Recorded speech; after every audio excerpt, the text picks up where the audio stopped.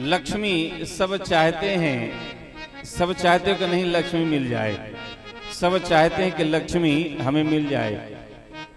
दरिद्रा कोई चाहता कि दरिद्रा भी मिले? दरिद्रा कोई नहीं चाहता कि हमें दरिद्रा मिले, लक्ष्मी सब चाहते हैं। तो दरिद्रा को चाहने वाला कोई नहीं था। लक्ष्मी जी का तो विवाह हो गया, पर दरिद्रा से कोई विवाह न करे। दोनों बहनें हैं, लक्ष्मी और दरिद्रा देवी, दोनों सगी बहनें हैं। और गाय गौ माता भी बड़ी बहन है। तो सब लक्ष्मी चाहते हैं, दरिद्रा कोई नहीं चाहता। तो किसी ने दरिद्रा से विवाह नहीं किया, क्योंकि जो विवाह करेगा वही दरिद्र हो जाएगा। तो एक उत्तंक महर्षि थे, उन्होंने कहा, उद्दालक मुनि ने बोले हम दरिद्रा से विवाह करेंगे। तो उन्होंने विवाह कर लिया दरिद्रा से।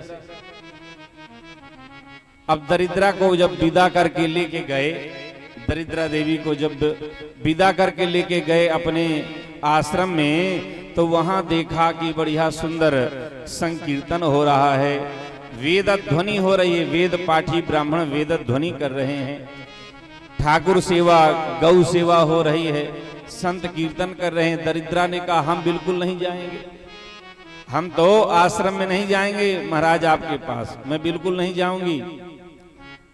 तो कैसे जाओगी? तो दरिद्रा ने कहा सबसे पहले आप वेद पाठ बंद करा दो, संकीर्तन बंद करा दो, भोज भंडारे बंद करा दो, गौ सेवा बंद करा दो, तभी मैं जाऊंगी तुम्हारे साथ। संत बोले ऐसा नहीं हो सकता, ये तो नहीं हो पाएगा, ये नहीं हो सकता। तो बोले नहीं हो सकता तो मैं कैसे आपके पास जाऊंगी? आपने मुझे वर्ण किया है, मेरे साथ विवाह किया है, तो मैं ऐसे कैसे रह पाऊंगी? क्योंकि जहां ये सब नहीं होते वहीं मेरा निवास होता है। तो महर्षि ने कहा कि ऐसा करो, जाओ तुम इस पीपल के पास बैठ जाओ, पीपल के वृक्ष में नीचे बैठ जाओ। तो दरिद्रा देवी गई, रविवार का दिन था, दरिद्रा जाके बैठ गई पीपल के पास। और वहां जब बैठी तो महर्षि ने कहा ऐसा करो तुम यहीं बैठो और हम तुम्हारे पास आ जाया करेंगे मिलने के लिए, जब तक तुम यहीं बैठो। अब वह दरिद्रा बैठी रही, रविवार हो गया नहीं आए, सोमवार हो गया महर्षि नहीं आए, मंगलवार हो गया महर्षि नहीं आए।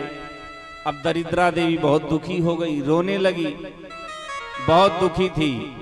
लक्ष्मी जी बहन है, लक्ष्मी जी ने कहा मेरी बहन बहुत दुखी है, महर्षि ने विवाह किया पर उसको ऐसे ही छोड़ दिया, तो बहुत दुखी है।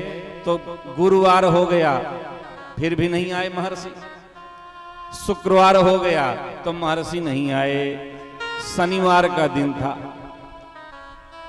लक्ष्मी देवी ने कहा नारायण से कि चलो मेरी बहन है, रुदन कर रही है और उसका नया नया विवाह हुआ है, तो अपनी बहन के पास चलते हैं, उसका हाल खबर ले लेते हैं, सांत्वना दे आते हैं।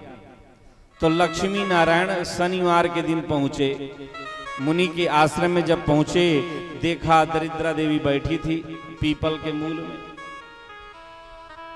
लक्ष्मी महारानी वहां पहुंची और नारायण भगवान पहुंचे हैं।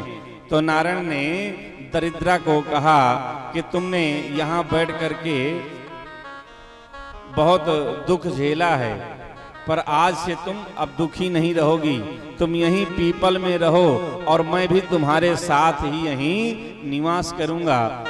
और भगवान ने कहा जो भी शनिवार के दिन पीपल का पूजन करेगा और पीपल को सुंदर स्पर्श करेगा, भेंट करेगा, शनिवार के दिन दीपक जलाएगा, उसके घर में लक्ष्मी की कभी कमी नहीं होगी, लक्ष्मी की कृपा बरसेगी। तो यह भगवान नारायण ने, लक्ष्मी जी ने आशीर्वाद दिया है, उसके घर में दरिद्रा नहीं होगी। तो शनिवार के दिन भगवान विष्णु और लक्ष्मी जी पीपल में निवास करते हैं। उस दिन पूजन करने से उसके यहाँ से दरिद्रता चली जाती है और लक्ष्मी जी की कृपा होती है। कई महापुरुषों को हमने देखा कहीं बाहर भी होंगे तो शनिवार के दिन जरूर पीपल का पूजन करेंगे, स्पर्श करेंगे, भेंटेंगे। इससे लक्ष्मी प्रसन्न होती है, लक्ष्मी की कृपा बरसती है। और रविवार को बोले दरिद्र आती है, तो शनिवार को यह उपाय करने से लक्ष्मी की विशेष कृपा होती है। तो आज शनिवार है, इसलिए शनिवार की कथा हमने सुना दी। तो यहाँ प्रातः और संध्या के समय स्मरण करने से जीवन में दुख नहीं होता है। श्री भक्तवत्सल भगवान की जय हो। द्वापर के अंतिम युग में चतुर्युगी के महर्षि पाराशर जी के पत्नी वसु कन्या सतवती के गर्भ से वेदव्यास जी प्रकट हुए और सरस्वती